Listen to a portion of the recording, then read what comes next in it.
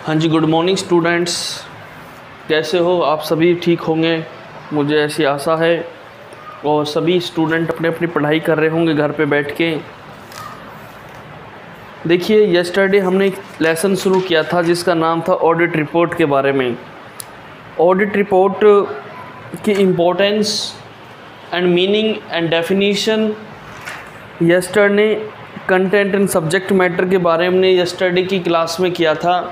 But आज जो class है हमारी वो ऑडिट रिपोर्ट के ऊपर लास्ट क्लास होगी, जिसमें हम पढ़ेंगे matters to be consider while preparing report, कि क्या क्या मैटर्स हैं हमारे जो एक रिपोर्ट के अंदर इंक्लूड होते हैं। जो हमारी एक ऑडिट रिपोर्ट होती है उसमें किस तरीके की उसकी भाषा शैली होनी चाहिए, किस तरीके कंटेंट उसमें इंक्लूड करना चाहिए, ये सब हमें यूज करने हैं। जो पॉइंट्स होंगे, a good report should be include the following points.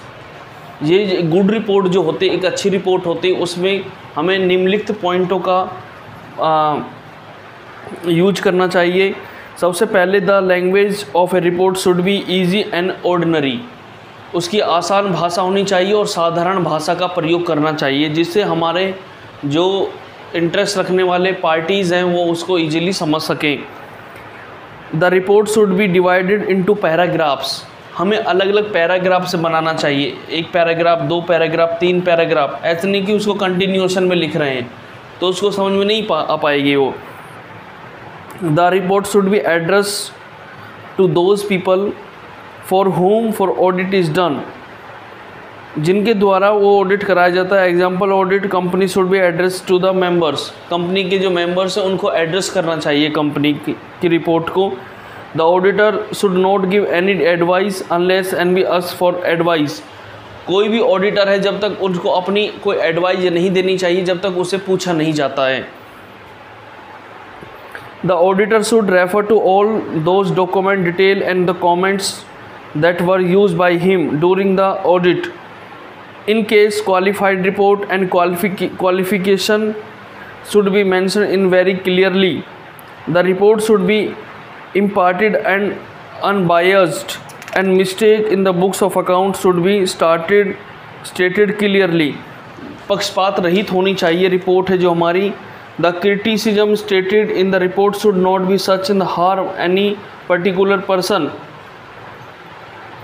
इसके बाद सर हमारा पॉइंट स्टार्ट होता है यहाँ से कि types of audit report.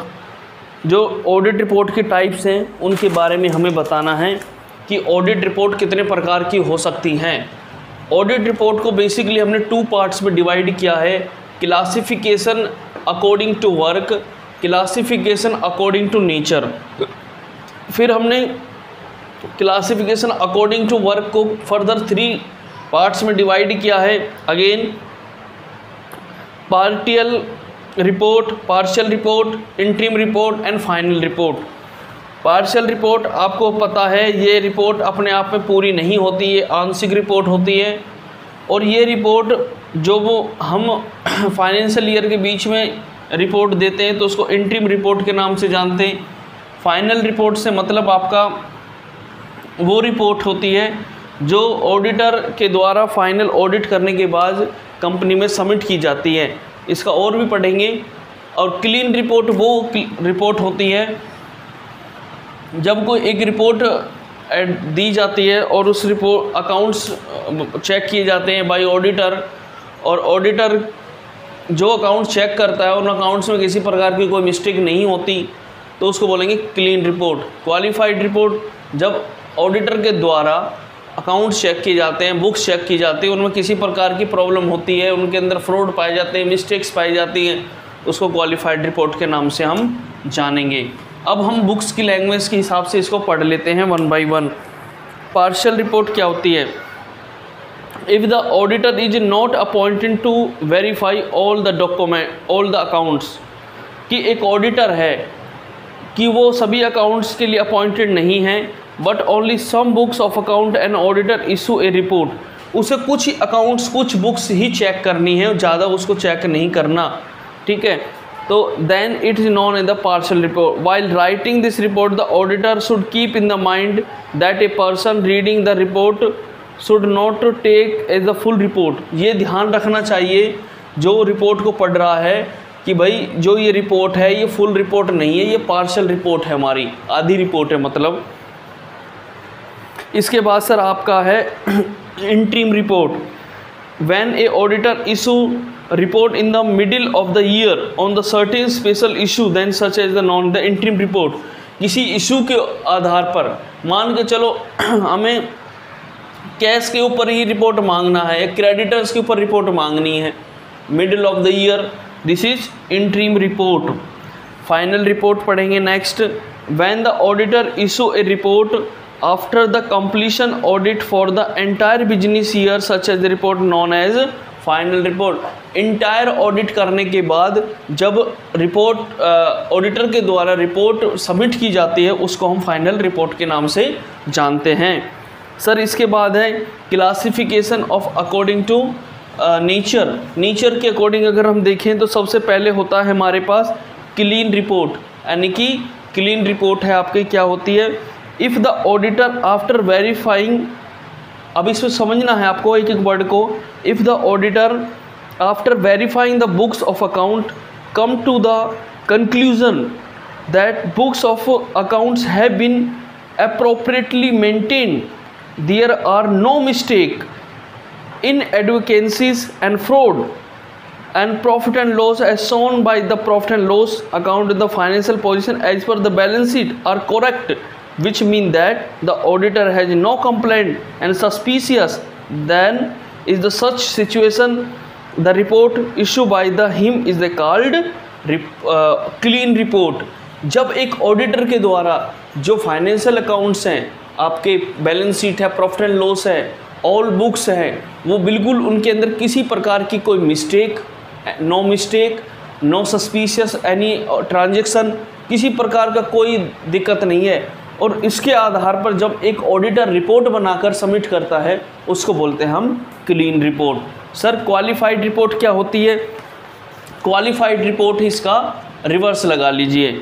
If during the audit auditor finds any discrepancies, irregularities, fraud, any deficiency in the books of account, कि during the year जब एक ऑडिटर्स के द्वारा ये फाउंड किया जाता है कि भाई यहाँ पर अकाउंट्स हैं उनके अंदर इरेगुलरिटी है, डिस्क्रिपेंसीज हैं और फ्रॉड्स हैं, तो इसके आधार पर जो भी he is not fully satisfied their accounts accuracy of profit and loss balance sheet organization, then he should write in his report the various point which make the accounts of the organization inaccurate। inaccurate accounts की जो एक report बनाई जाती है उसको बोलते हैं qualified report. तो सर आपको ये पॉइंट समझ में आए होंगे। अब it's become essential for the auditor to issue qualified report the following cases, कि किस किस केस के आधार पर एक ऑडिटर है जो क्वालिफाइड रिपोर्ट इशू करता है। सर सबसे पहले पॉइंट है व्हेन द डायरेक्टर्स और other official refuse to important information and classification the auditor, जब डायरेक्टर्स हैं या अदर ऑफिशियल से ये बात इन्फॉर्मेशन देने से इनकार कर दें, रिफ्यूज़ करना, इनकार करना होता है। When the company does not maintain the necessary book are required by the companies act, जो हमारा कंपनी एक्ट है और उस कंपनी एक्ट में जो बुक्स रिक्वायर्ड की गई हैं मेंटेन करने के लिए और वो बुक्स मेंटेन ही नहीं है वहाँ पर, तो इस केस में वो क्वालिफाइड रिपोर्ट बनाकर दे सकता है। When advocate information not received by the auditor from the branch and not audited by the him, ऐसी इन्फॉर्मेशन जो ब्रांच के द्वारा नहीं मिली है उनके लिए वो दे सकते हैं। When insufficient provision has been made, depreciation, bad debts and contingent liabilities, and when balance sheet and profit and loss account does not disclose information required by the company, तो ऐसे ये कुछ पॉइंट्स हैं। when secret reserve is created, अगर secret reserve वहाँ create किया हुआ है तो ऐसी जो 5-6 पॉइंट्स मैंने बताए हैं इनकी एब्सेंस में एक व्यक्ति है जो क्वालिफाइड रिपोर्ट प्रेजेंट कर सकता है। सर अब है हमारे पास, आपको पता है कि डिफरेंस बिटवीन दोनों के बारे में आप पढ़ सकते हो।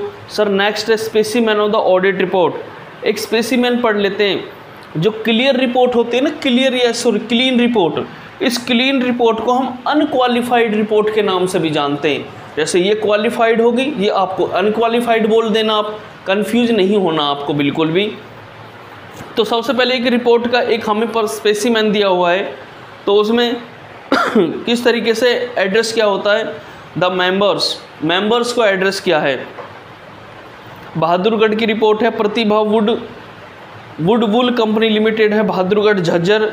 जेंटलमैन वर्ड यूज क्या है, we have audited the attach balance sheet and Pratibha wool company limited 31 March 2013, also annexed profit and loss and company year on the date of the report that we have obtained all the information and explanation which is the best of our knowledge and belief necessary for the purpose of audit। हमने वो सब information को प्राप्त किया है जो हमारी knowledge में अच्छी थी, best of our knowledge and belief were necessary purpose of audit, कि जो आवश्यक उद्देश्य के लिए, जो ऑडिट करने के आवश्यक उद्देश्य जरूरी थी, वो सारी इन्फॉर्मेशन हमने पॉइंट्स किए हैं। इसके बाद in proper opinion proper books account are required by the law has been keeped in the company so for as appear from the examination of books, की सारी बुक्स है वो अपीयर हुई हमने। The balance sheet of the profit and loss dealt with by this report and the agreement with the book accounts. तो ये सारे point इस तरीके से मतलब पॉइंट्स में हमको लिखना होता है। अब इसके बाद सर हमें बता रखा है यहाँ पर एक क्वालिफाइड रिपोर्ट्स के बारे में भी दे रखा है। क्वालिफाइड जैसे ये क्लीन रिपोर्ट थी, अब एक क्वालिफाइड रिपोर्ट का बता रखा है। We have obtain all information the explain which is the best of our knowledge and belief necessary purpose in our opinion proper books of account are required by law have been kept by the company has for appear on our examination books। इसके बाद sir होता है audit certificate. ये audit certificate क्या होता है, specific informations and issues are declared in certificate. जो specific issues होते हैं उनको डिक्लेयर किया जाता है इस सर्टिफिकेट के द्वारा। The responsibility of an auditor for them much more direct। A certificate is used those situation where the auditor want to show the existence and truthfulness certain issues, कि वो truthfulness शो कराना चाहता है अपने certain issues के ऊपर। Certificate is the evidence of absolute truth of any issue, कि certificate है जो वो एक ट्रूथफुल एक प्रूफ होता है हमारे पास कि भाई कोई इश्यूज़ है उसके संबंध में। In the some circumstances it is essential to issue audit certificate. एक ऑडिट सर्टिफिकेट मांगा जाता है कुछ परिस्थितियों में, उन परिस्थितियों के नाम हमें बता रखें। फॉर स्टैच्यूटोरी रिपोर्ट है, in statutory report and audit certificate is the essential for the number of the share, amount received from दो share and the receipt and payment. Without this is the statutory hold no meaning. For prospectus, for liquidation, for import licence, for other purpose. अब audit report and audit certificate में difference पूछा गया है कि natures के आधार पर अगर हम ऑडिट सर्टिफिकेट और ऑडिट रिपोर्ट को देखें तो क्या होता है, in this specific information in given by the auditor. जो ऑडिट सर्टिफिकेट होता है उसमें क्या होता है कि जो स्पेसिफिक इन्फॉर्मेशन है वो गिवन होती है आपके ऑडिट सर्टिफिकेट में। ऑडिट रिपोर्ट क्या होती है sir, in this view are expressed by the auditor. जो अपना व्यू है अबाउट बुक्स ऑफ अकाउंट्स, उनके बीच ऊपर अपना एक व्यू है एक्सप्रेस किया होता है ऑडिटर के द्वारा। Approach, in this auditor make declaration regarding existing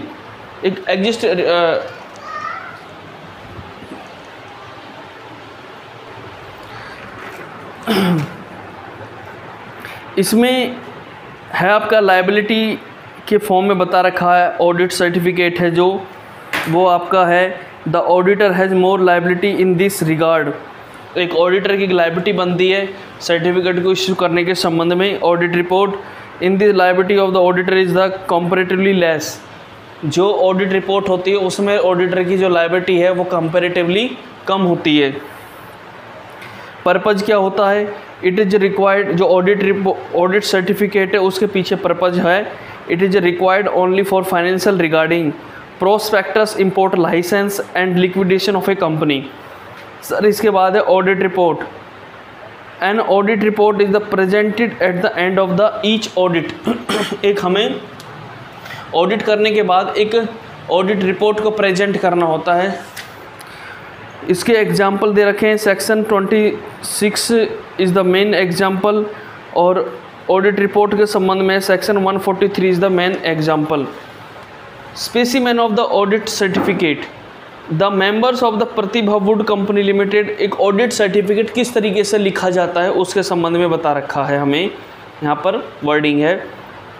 we certified as the correct the part of our report so far as it relate to the share allotted by the company of cash received in the respect of such share and the various receipt and payment of the company। ये आपका एक audit certificate के form में specimen दिया हुआ था। तो students ये लेसन है हमारा कंप्लीट हुआ है, और इसके बाद एक लास्ट लेसन बचा है इन्वेस्टिगेशन, वो भी इस वीक में कंप्लीट हो जाएगा। आई होप आप घर पर अच्छे से तैयारी कर रहे होंगे। फिर भी अगर कोई प्रॉब्लम आती है तो आप मेरे से पूछ सकते हो without any hesitation. Thank you.